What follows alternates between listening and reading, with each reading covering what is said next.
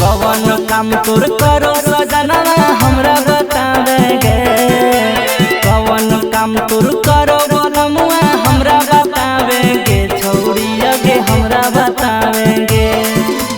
हमर सजनवा टरक चलावे, रांची से पटना रोज दौड़ावे। अरे हमर सजनवा टरक चलावे।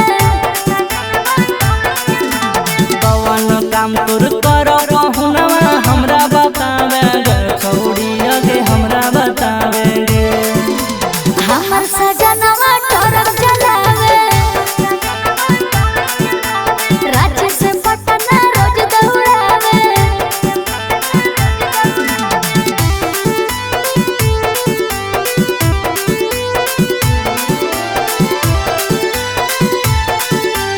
Music by Amit Gupta.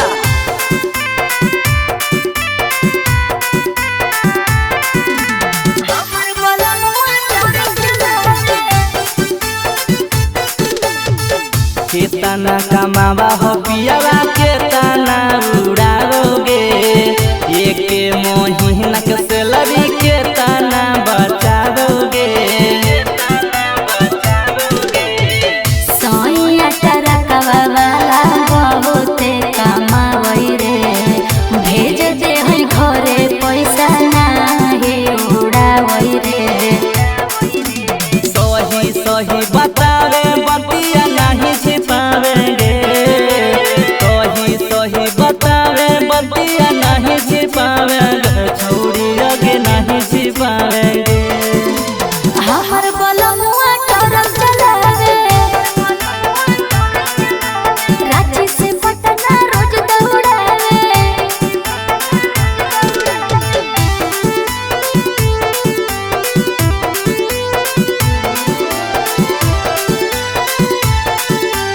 Music by Amit Gupta.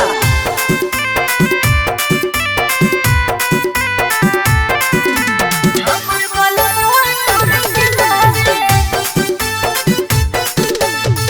Sonia Sudama के खूबे करो ही बड़ाई गे। हमरा लगो हो बोलो ही बतिया बनाई गे।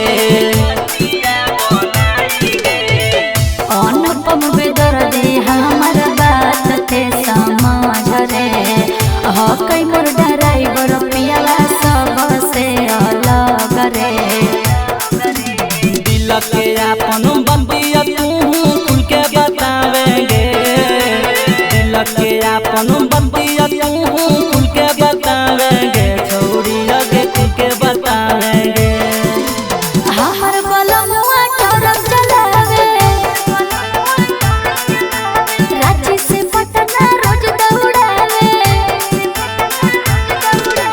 DNS music recording studio Rajauli.